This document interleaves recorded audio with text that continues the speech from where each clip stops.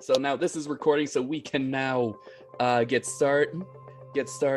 Welcome everyone to the Nerdvana podcast. It is October 21st, 2021, and we are talking about Back to the Future Part 2. To the future. Yes, the future. We are in the future.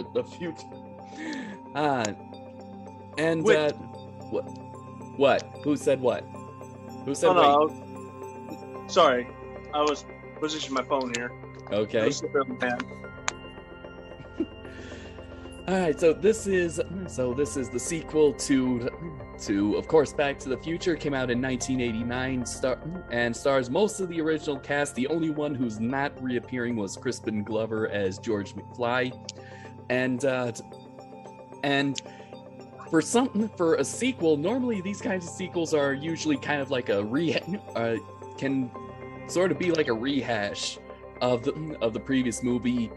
Part two is not actually, and it's actually a pretty good continuation. What do you guys think?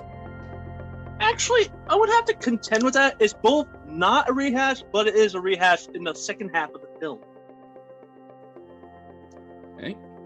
That being said, it's pretty interesting considering that it's a whole new adventure that is sort of connected to the first, but you wouldn't see it coming. Mm-hmm. Ian? I don't know. It's a very good. For a late '80s sequel, it is very good. In terms of the actual film, in the broader context of the trilogy, this is probably my least favorite, but it's still heavily enjoyable. And honestly, kind of relatable in terms of 2015, because it's just so freaking funny what they thought we would have that year, and having lived through that year not too long ago, it's just like, oh, geez. You know, Ian, to go off of that, I was like a couple weeks ago. I was passing by my niece, my sister's house. They were watching Back to the Future. The oldest niece, 10 years old, she was watching it, and it's like 2015. She's like, "That's the future? That was not." now. It's like 6 years ago. I'm like, I feel so old. Oh, God. Like it was the future to me, but now I just feel like my childhood's been buried. Well, then let's go to the oldest member of the crew here. Everyone look at Weird Al. Matt, what did you think? I liked it. I liked it a lot. You know, I was one of those kids that actually I didn't get to see it in the theater. I was around when all of them came out in the theater, and I remember, you know, when the first one came out, 1985, and all my friends got to go see it, and my family we didn't go to the movies that often, so I never got to see it till it came out on home video. You know, we rented it because it was VHS tapes, you know, at that time, so we rented it when it finally. What are those?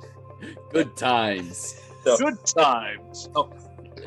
knowing that they didn't really intend for that to be a sequel, you know, from what I understand, it was just supposed to be a standalone movie, as I understand it. And so the theater cut of it did not have that to be continued. They added that to the home video release when they decided that it was so successful that they were going to try to ride on the coattails of it. So, you know, that was the first one I saw. I didn't see the theater cut. I saw the home video release. And so when I saw that ending, which was just, you know, the ending to destroy all movies, it was just absolutely amazing when the DeLorean rose up in the air, you know, floating, and then just takes off into the sky, and you're like, well, that's the end of the movie, you know, and to be continued. So everybody was just like crazy waiting for, I guess, 4 years for that movie to finally arrive, I guess, because what was it, like 89 or so when it came out, I think. Yep. So Yep. Yeah.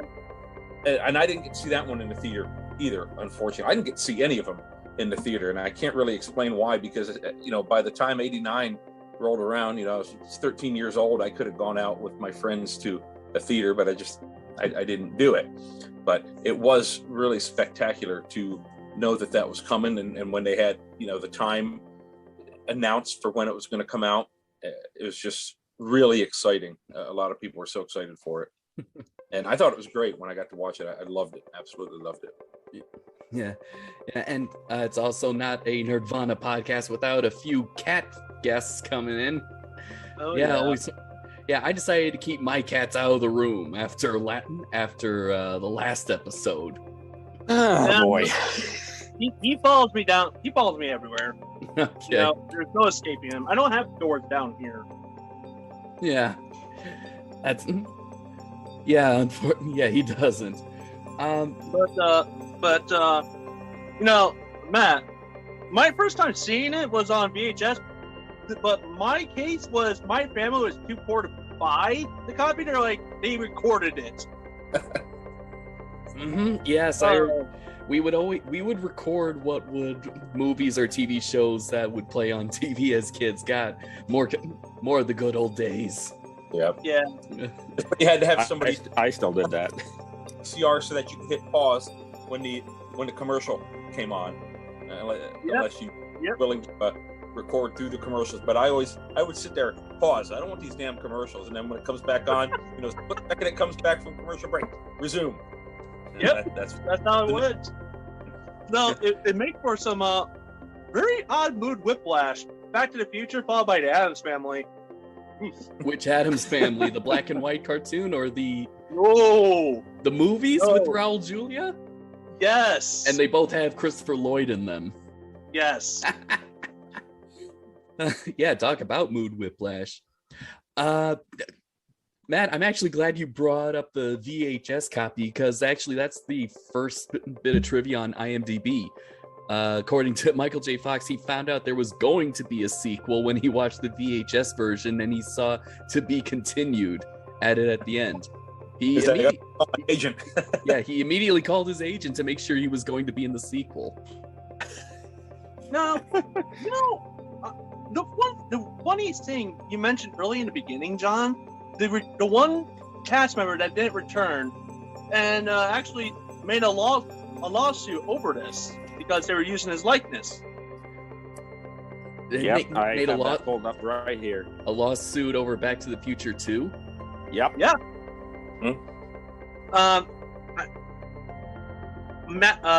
Marty's dad. Yeah, I can't remember. Yep, I have it right. George I have McFly. it right here for you. Yeah. Glover's character, George McFly, was not only minimized in the plot, but was also obscured and portrayed by Jeffrey Wiseman in heavy makeup. Glover successfully sued Zemeckis and Gale, changing how producers can deal with the departure and replacement of actors in a role. Did they not talk to Glover? Glover didn't want to they did. return. If I remember, Glover didn't want to return. Yeah. I've heard that. I've also heard that he would have returned, but he was asking too much. Yeah. That too. Actually, from what it's said that Crispin ended up dropping the lawsuit after the case was settled out of court by the Universal's insurance company. It was totaled out at $765,000. And apparently this little lawsuit was not without its repercussions. Apparently, the Screen Actors Guild subsequently introduced new rules about illicit use of actors. So there's one repercussion that the movie made by accident, I'm presuming. Yeah. Just take it for what you will. Is it good? Is it bad? Who knows? Who knows? But you made mention about Crispin Glover not coming back, but he wasn't the only one. Yes, I did just remember. Yeah. Who was the second one? Marty's girlfriend, Jennifer. Right. Yeah. Why did what was the original actress's name? Was it Elizabeth Shue, or was that the name of the second actress? The one who replaced her, it was Claudia Wells, who was in the first one, and her mom had cancer, so she wanted to spend time with her mom, so she didn't come back, and they cast Elizabeth Shue, who looked very similar to her, and who I might add I am distantly related to, which is kind of cool. So, No way! No way! or something. Matt, can you put in a good word about the podcast to her? Yeah. No, if I ever meet her, I'll have a talking point. It's always cool. It's always cool when you actually find out when you either know or you are related to someone that was in movies. Apparently, my sister knows someone in Omaha who was related to an old Hollywood makeup artist who actually did work on the Frankenstein monster for Universal, the old black and white one. Ooh. Mm-hmm. So yeah, technically Hollywood royalty. So that's what I call. So, question for you guys. Okay, the elephant in the room. What did you think of the future? What came true? Okay. What didn't? Okay, 20 years ago, I guess maybe additional 25 years ago now, I actually thought this was the most plausible future that we would get with the way technology was progressing at the time. And I was really looking forward to hoverboards, and everyone, we all were, and I guess handheld devices, which we kind of have. They're not attached to our face. Yeah. But I think. Well, I don't know, John. You can get a headset, and we do have VR. Yes, but does that really let you watch TV, like Marty Jr. was doing in the dinner scene? Not quite I'm there yet. sure there's an app for that. Remember Google Glasses? Not too long ago. That was actually a thing. Yeah. Google Glasses. I remember that. Yeah, I remember that. This was actually the subject of my earliest review series. Remember Clapboard Reviews, which was really just shit. That's a throwback. Long throwback. This was just long 6 years ago. In fact, it was really just an excuse to just talk about the predictions that Back to the Future made. Did they get them right? Did they get them wrong? And what's funny is that some of them did. Some of them did, or not. I can't quite remember. I think my funniest one was that remember at the very beginning, when it's raining, and Doc says, "Just wait 5 more seconds," and then all of a sudden it stops, and he goes, "Too bad the post office isn't as efficient as the weather service." My favorite one is that, no, that's kind of the opposite. I mean, we get 2-day free shipping on Amazon, and weather still changes day by day.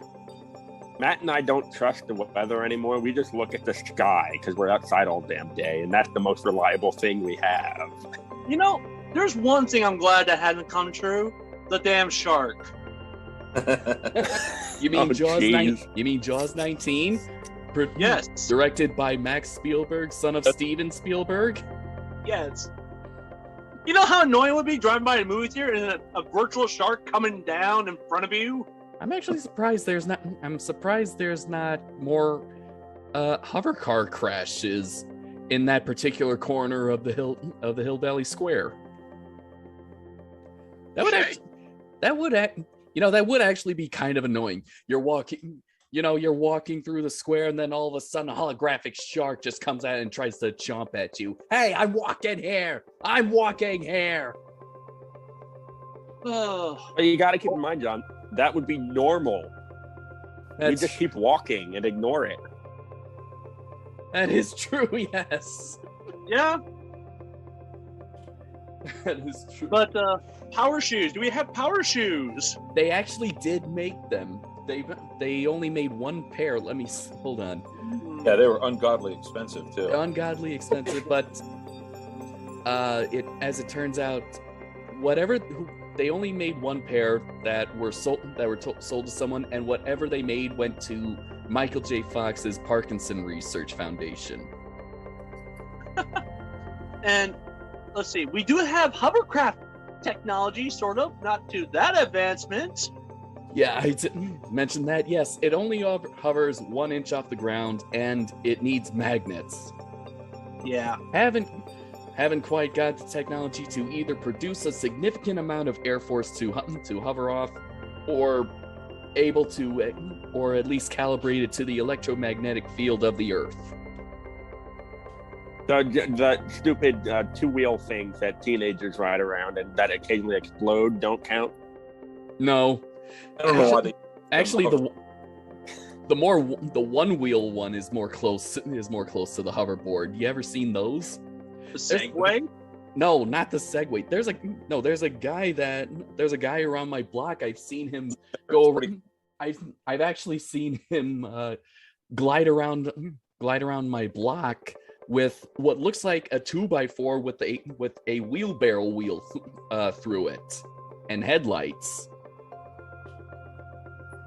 Yeah, they're pretty cool. They're supposed to be off-road, like all-terrain, skateboard, basically, is what it is. And they're pretty neat. I have seen those. Yeah, they're pretty cool. They're expensive, though. I'll bet. Yeah, I'll bet. Actually, I got a question to pose for you, Matt. Sure. So we were discussing how the movie wasn't a rehash, but you know that hoverboard sequence? Would that be technically a rehash of the first movie, considering it's progressed in the same way? Not necessarily a rehash, but like a mirroring. And there's mirroring effects that happen all throughout the whole trilogy, like Biff crashing into Manor. You know, each iteration of Biff crashes into Manor. It's like an ongoing thing. Marty gets knocked out, wakes up with his mom, and then he finds out he's not in the time. Him rushing into a diner all the time. Then the chase that follows, being in the diner, all of that stuff. It's just mirroring effects, and it's really cool the way that they did that, and just continued it through the series, and it was recognizable stuff. Now in Back to the Future 2, it wasn't necessarily just mirroring; it was reshot parts of the first one that they did, like when Marty is playing in the dance in 1955. They reshot that scene from above and then shot him again on top, and then superimposed the two things together so that they could have two Michael J. Foxes in the same scene, which was something that, that's the way they did it back in the 80s, and it was really cool. Yeah. So it was kind of a shot-for-shot remake that they did so that they could include a different view of that previous scene in the new one. and I just thought that was awesome to do. Can any of you like see the first movie without thinking of what's going on around after seeing part 2? Not really. That Well,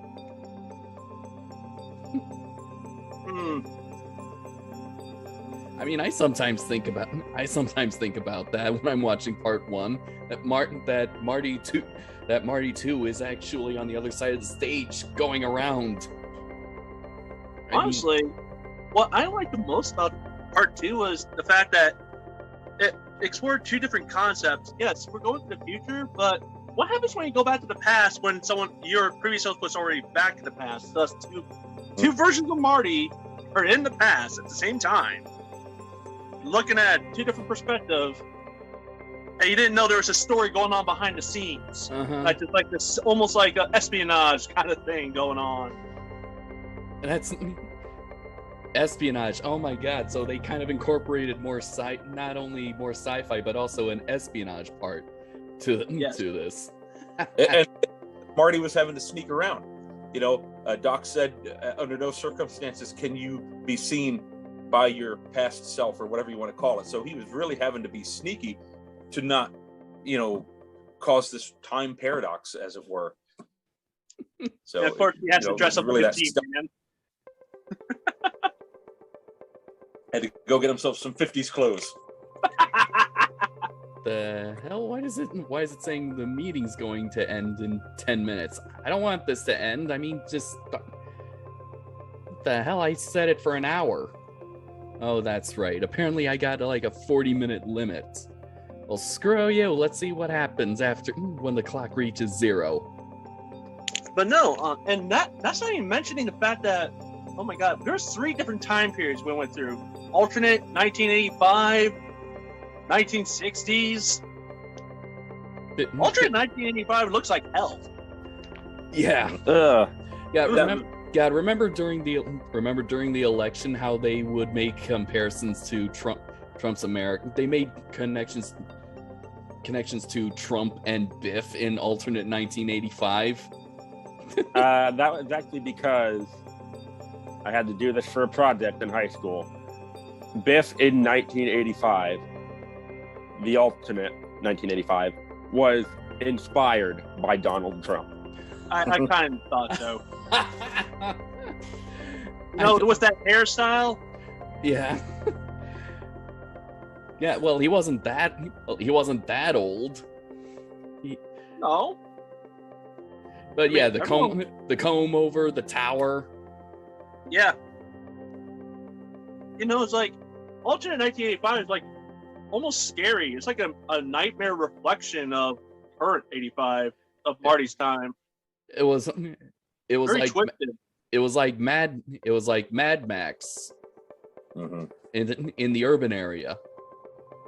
And you got to wonder, was all of America like that, or was it just Hill Valley? Because he never really leaves Hill Valley. Hill Valley looked awful, but that's because Biff never left and he took over and made everything destroyed. But maybe it was just Hill Valley that happened to. Who knows?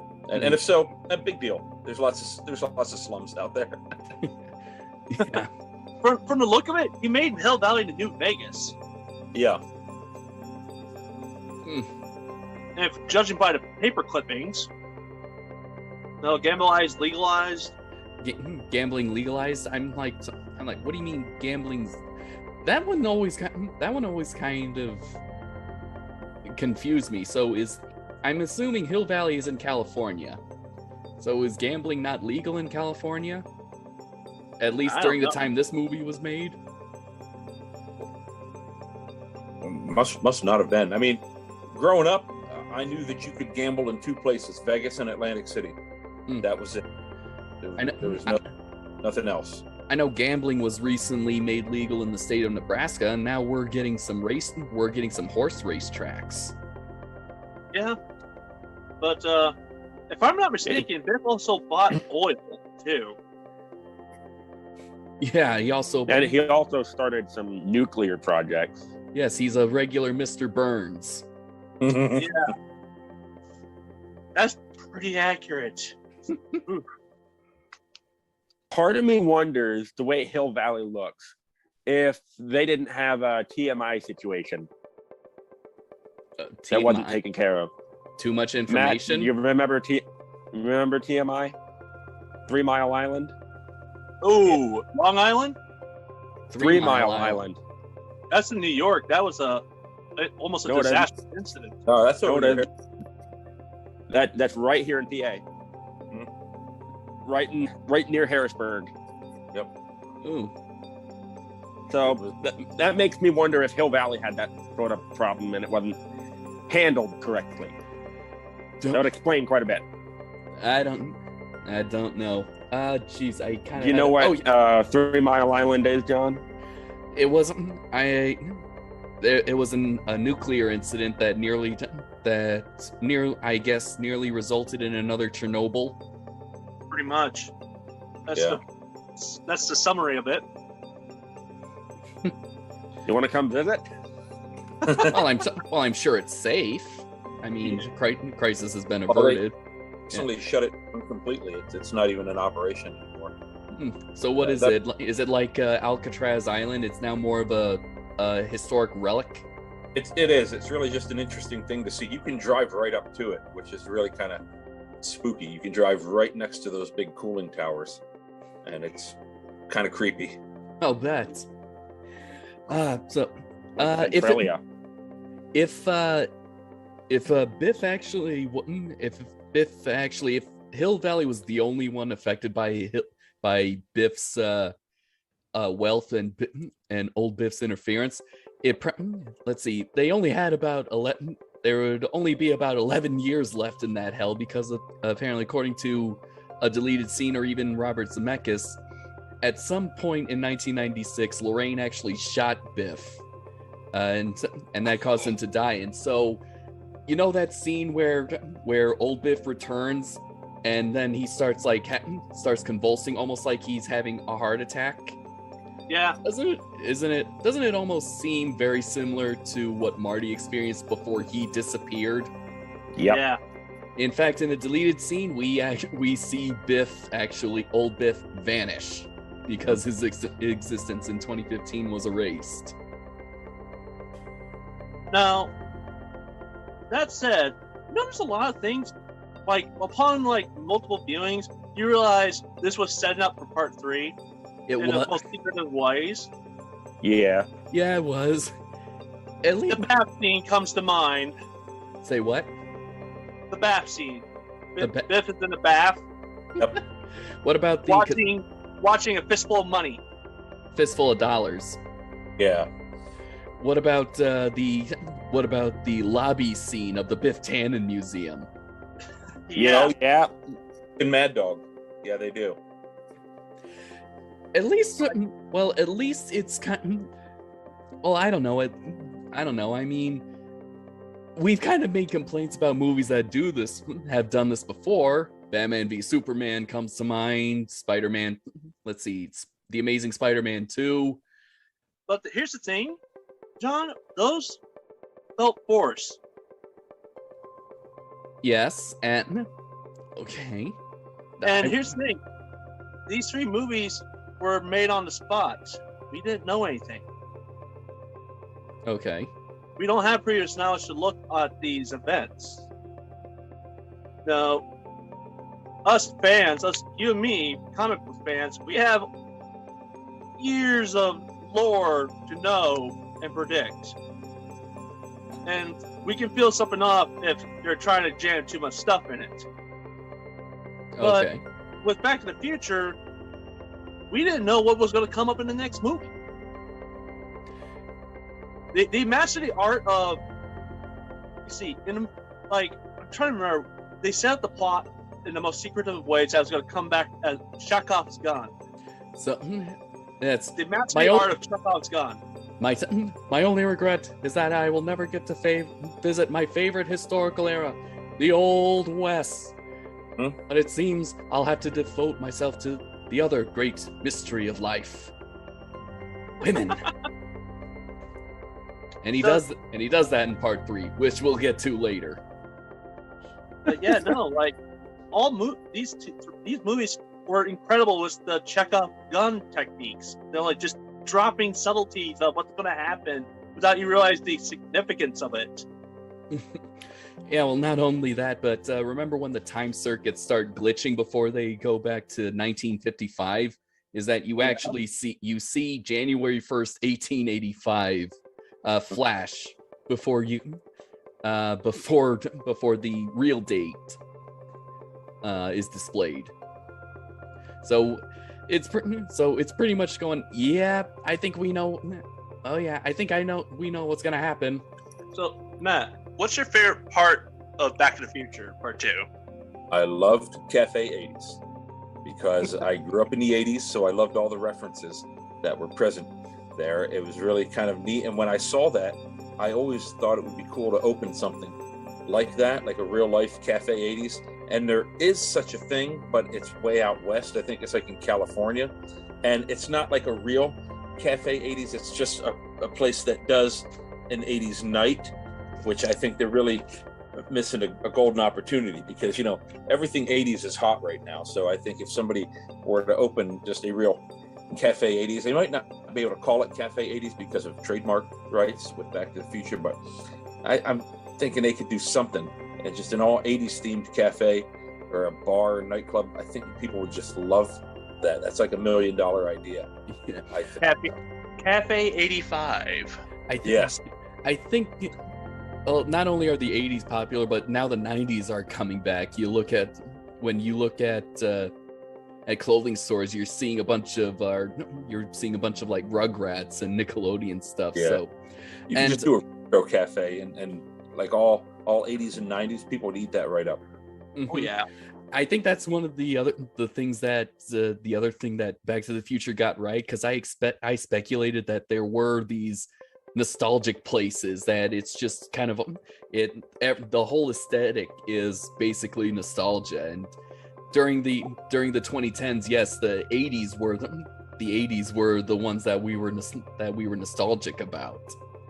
Well, John, the weird part about this, actually, I did realize is like Back to the Future was one of my favorite movies that didn't have toys. It didn't get toys until years later. Yeah, I remember like during the 2000s. I got a model kit of the DeLorean.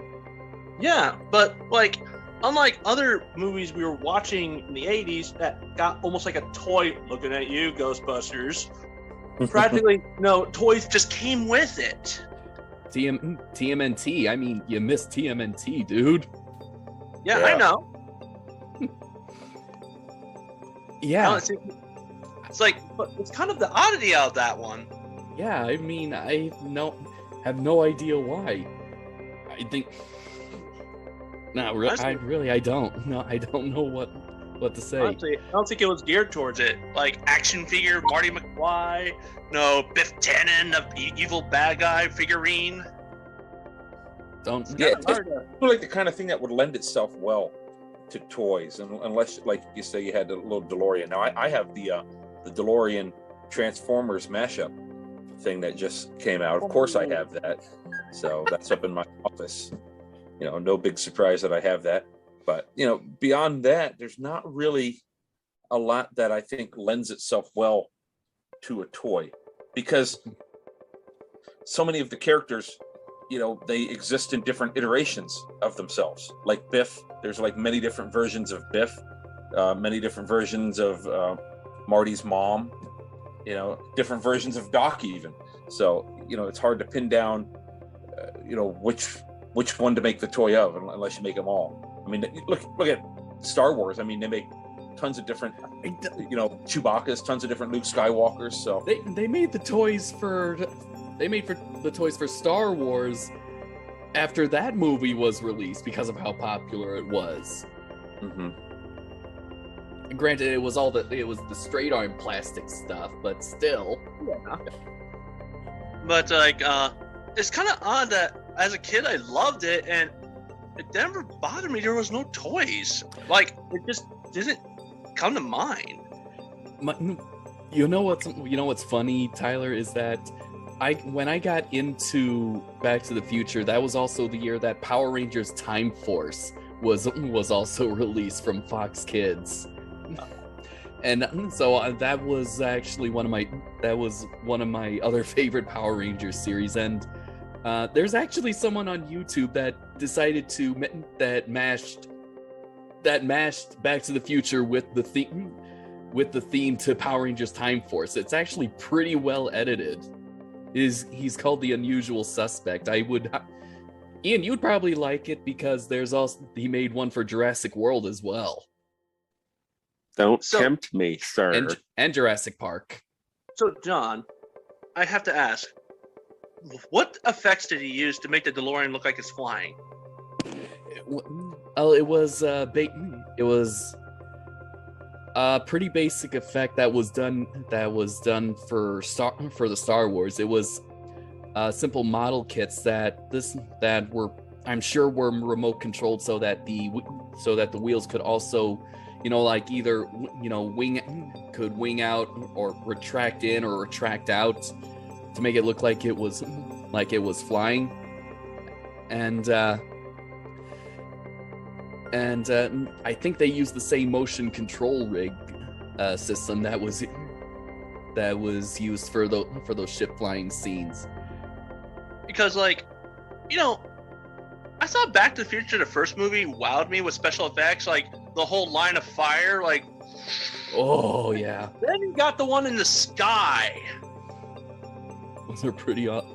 And speaking of the motion control rig, there was a new type that was actually developed just for this movie, and that's what helped create all the clone shots in such a very good way that you kind of realize, wait, this is an 80s movie. I know movies now that use this type of technology. How were they able to pull this off? And it actually comes up in a video that I used for a reference in my recent cloning tutorial, and it's kind of amazing. So my favorite little technical aspects is how the VFX were just so ambitious for this when it comes to the clones, especially. And this leads to actually what becomes my favorite part of the movie nowadays, is when Doc has a conversation with himself. 85, yeah, about the experiment. It's a pretty simple method. You have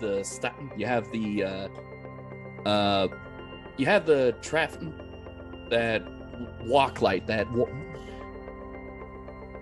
walk light that's separating them, a good separation between the two actors, and then all of a sudden camera focuses so that past Doc is in focus, and then shifts back to present Doc. That is something that would be very complicated before then. So I have to applaud really the visual effects of this movie, and also thank Zemeckis for doing that, because he was able to perfect this from using this type of technique in Who Framed Roger Rabbit. Yes. I'm surprised you didn't make a weather reference in your tutorial video, John. I didn't think of that. Maybe I'll use it when I try to recreate the time travel effect for Back to the Future in the future. Ooh. I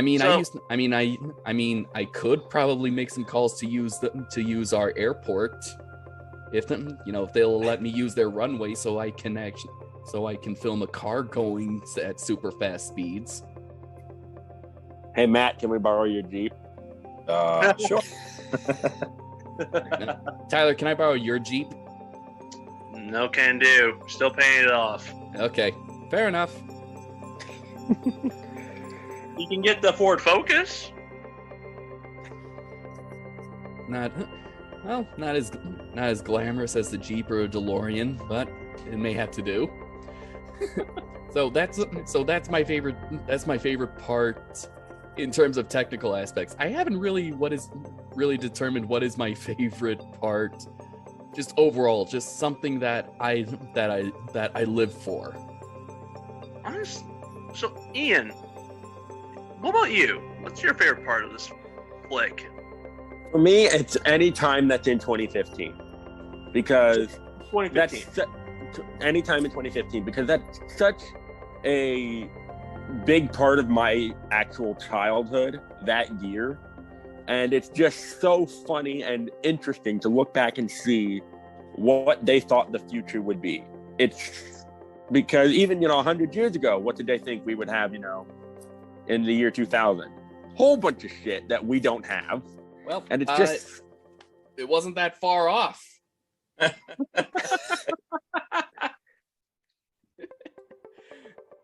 It's just so interesting to look back on that, and it's just funny to see how we have some of that stuff now. It's just really interesting, and it really makes you wonder what views we have of the future that are probably either going to be so far off or so uncannily accurate. All right, so Tyler, that just leaves you. Honestly, okay, kid me at the time hated the last half of the film, found it boring and repetitive. Because why are we back in the same scenes as the first movie? No, kid me didn't understand anything.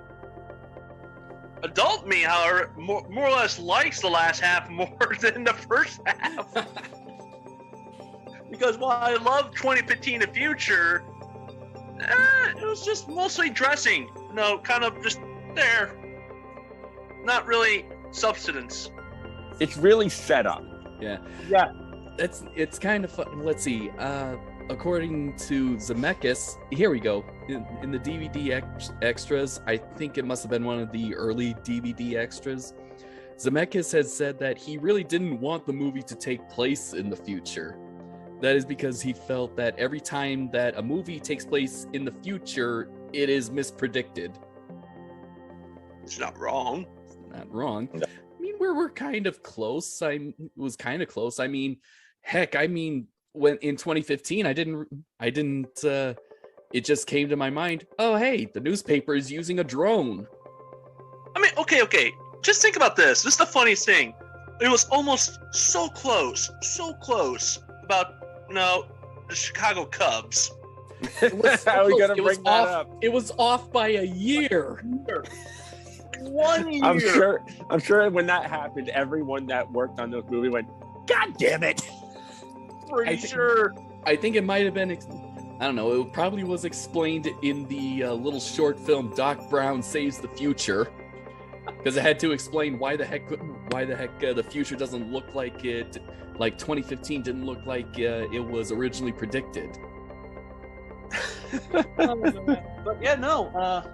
Adult me actually likes alternate 85 and Back to the 60s parts more than 2015 parts, because it felt a little bit slow after we were watching it a couple months back. All right. I can kind of understand that. And honestly, I was more amazed about the technical prowess that you were mentioning about the cloning, as well as the fact that, good God, it felt more tension by the fact that Biff was trying to commit manslaughter on a kid on a skateboard.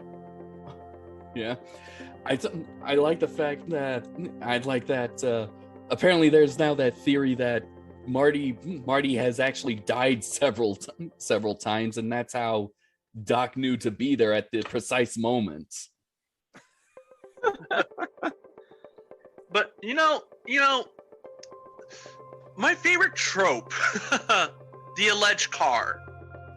You'll know about it when a car takes an extreme beating.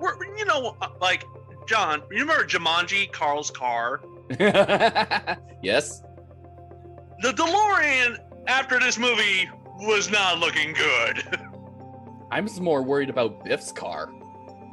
Well, that too, but just imagine, like, the DeLorean was doing pretty well up until this movie. At the end of this movie, the DeLorean was taking real hard knocks. It couldn't let's see, fuel line was cracked. They tried to fix it by doing. They tried to fix it in the shop in the part 3, but they blew up something else on the car. We'll get to that later. Don't get ahead of yourself, Tyler. But this movie was not kind to this car at the end. Well, it also had elderly Biff drive it. Yeah, that's true. Yeah, he didn't know what he was doing. Things were going okay for the DeLorean until old Biff stole it. Yeah. Why did I feel like he went for a joyride?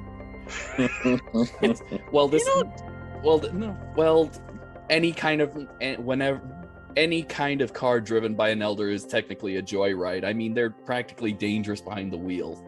They're like teenagers. You know what's sad? Just more dangerous.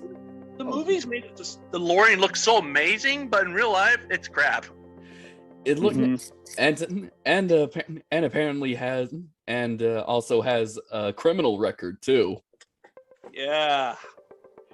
Which is kind of saddens me because it looks so cool, but it's not that kind of a cool car. It's just kind of crap. We actually did mention this in the last episode that the DeLorean Motor Company is actually holding a little drawing contest in honor of the 40th anniversary of the DeLorean's first appearance of the car's first release. On a special website, you could actually win a 1981 looking DeLorean car, but with some modern touches to it, especially on the interior. I would enter into it, but for several reasons. One, I know I'm not going to win because I never win these freaking contests, and two, this is not a car that I can drive around casually. I can't even take to a parking spot. If I have to go anywhere, even to a grocery store, I gotta make sure I gotta park all the way to the end so that I can get out the fucking car. Yep. Well, you don't drive that, as I said in the last episode, John, you don't drive a DeLorean casually anyway. You drive it like Matt drives his damn Jeep. You want to turn some heads, yes, I know. But isn't that technically a little bit casual? It's it's a Jurassic Park Jeep. Yeah, pretty much. By the way, how'd the parade go, Matt? Good.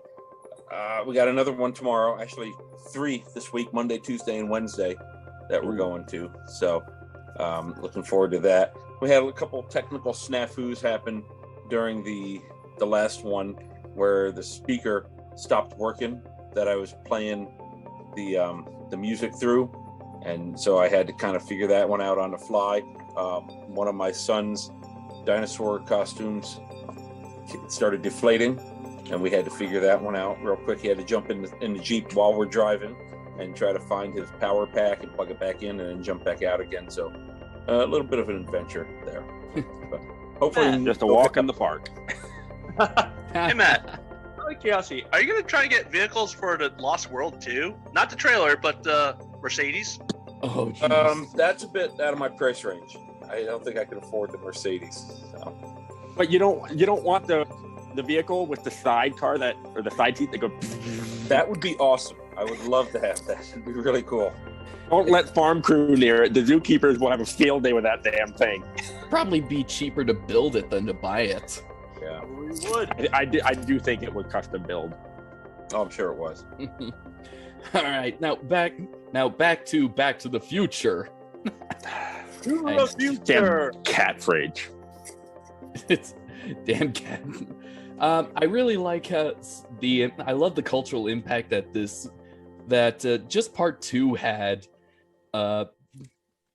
just in general, because even then I did bring this out. This was actually a gift from my family. This is an actual little special collector's edition from USA Today, October 21st, 2015.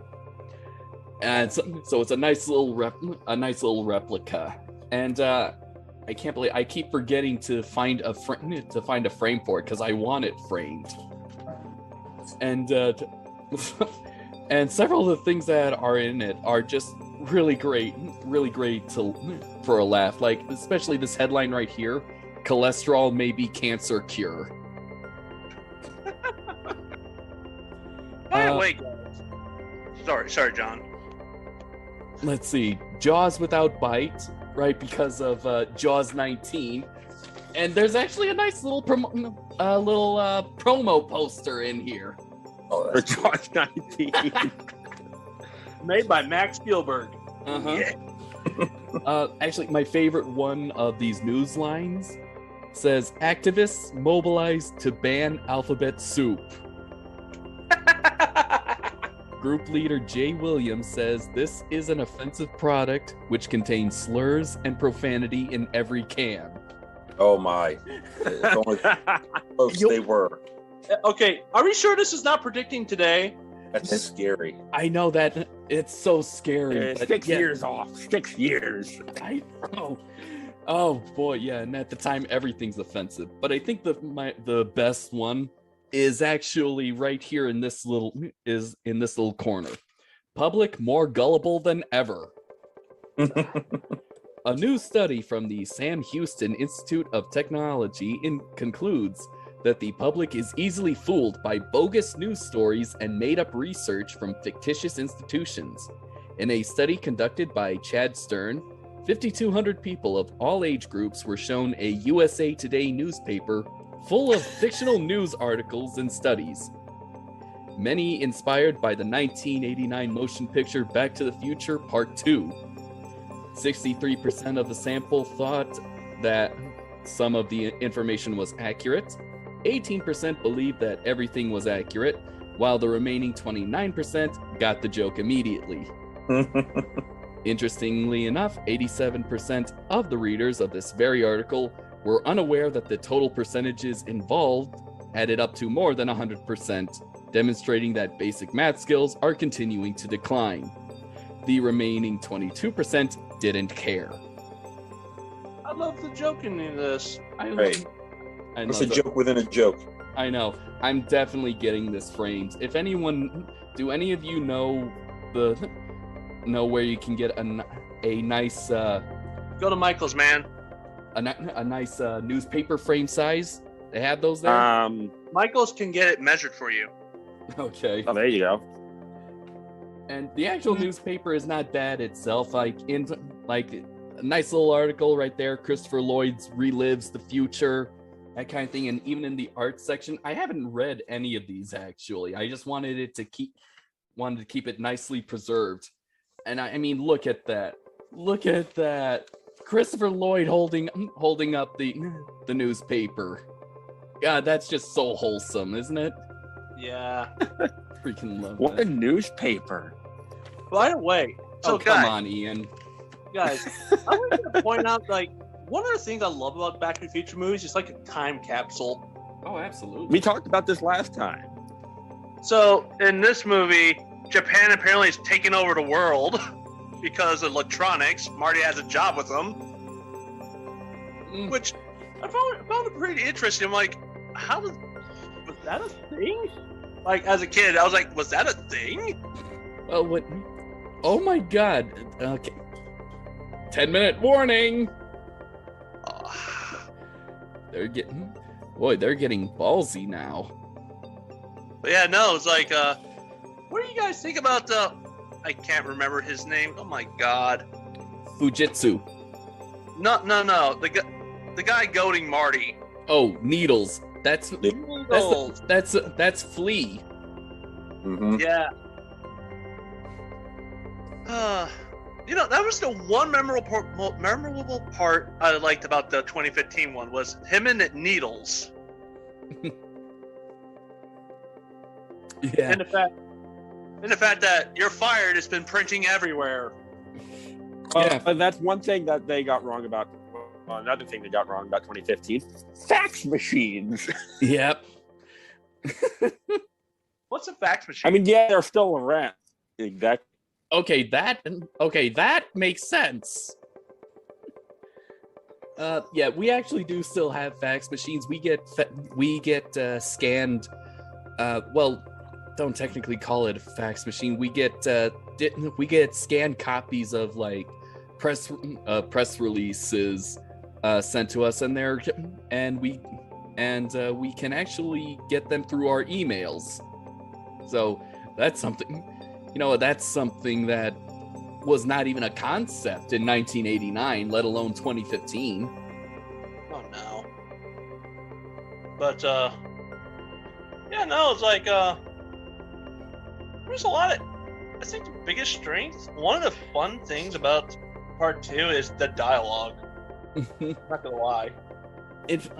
And I think that's kind of what makes it my favorite part of the movie. Just all around what I live for.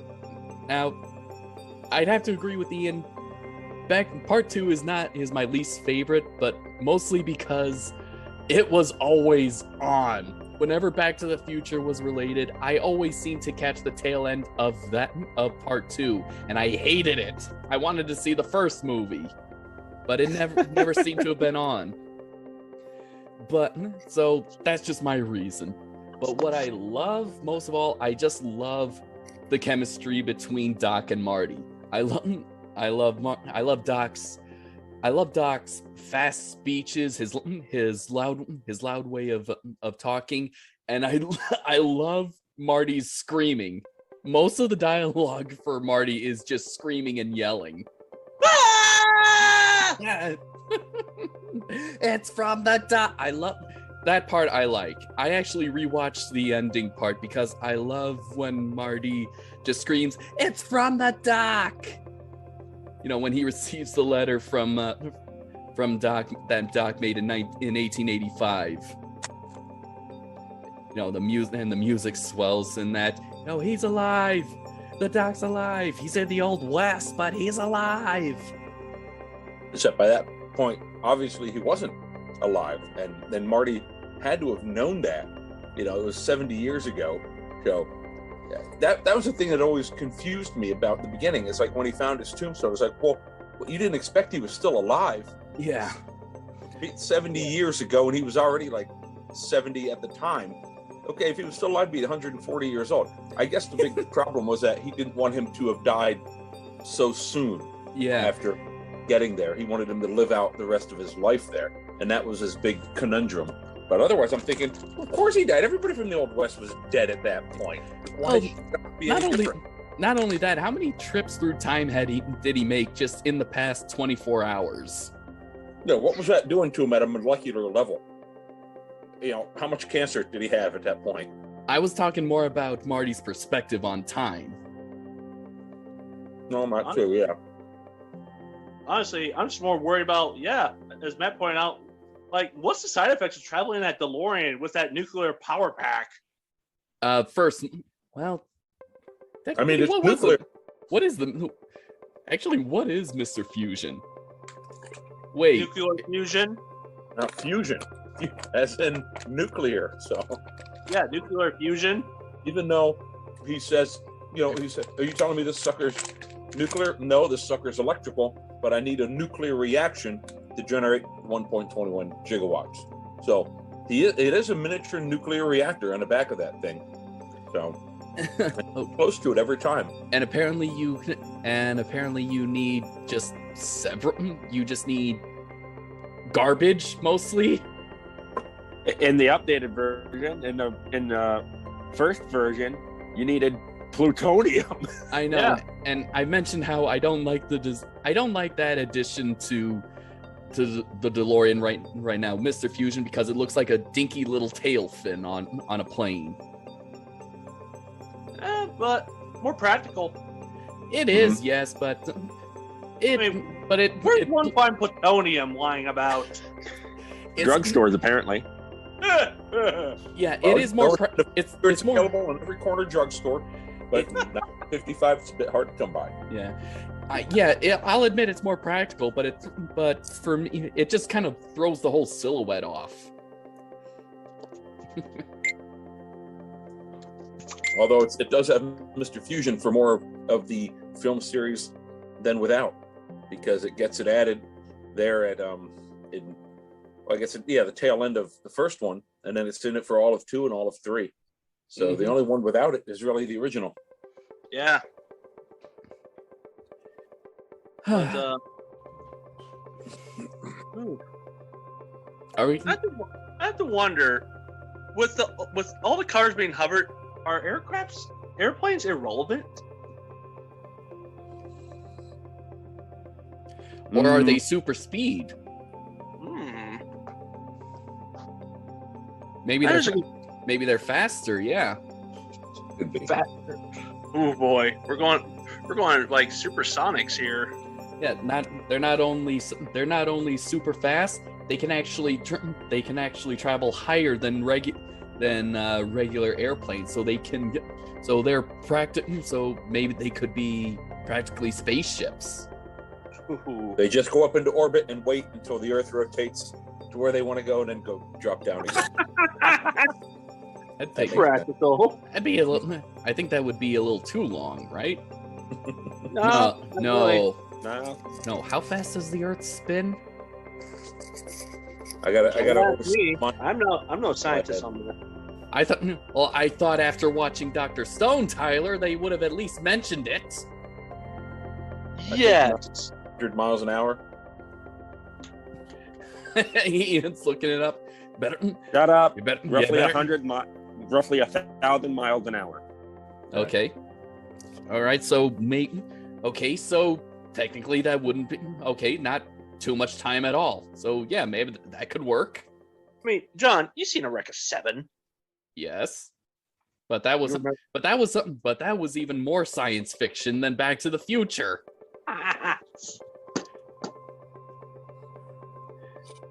But no, like, it's just a shame that, like, I don't blame Zemeckis for not wanting to go standoffish on showing high-tech gizmos, because it would set up very unrealistic expectations. But I do wish we could have seen more. I know, and heck, we got a nice little amalgamation of future and present. I mean, yes, cars hover, but they can also stay on the ground. Yeah. There is no way in hell that people would be allowed to fly cars. Are you kidding me? In today's age? Hell no. I can barely trust people to manage themselves. No. I nearly got into a car crash twice in the same parking lot. Yeah. And that's just going forwards and back and side to side. You add up and down to it, no way.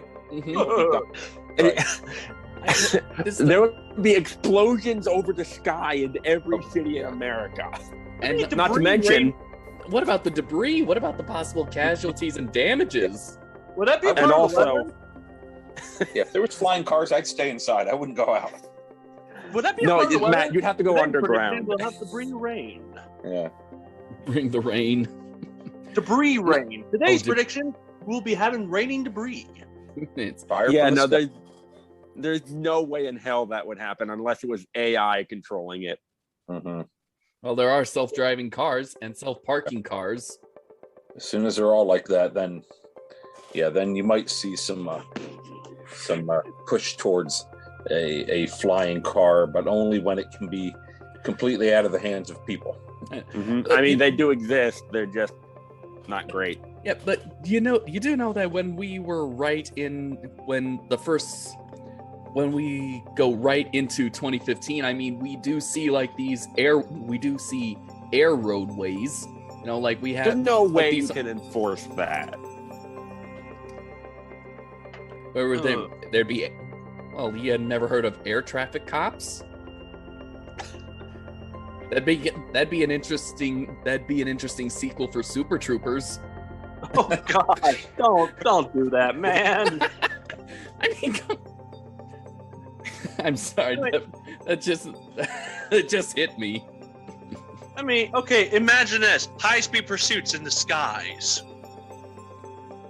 I'd watch crime TV for that.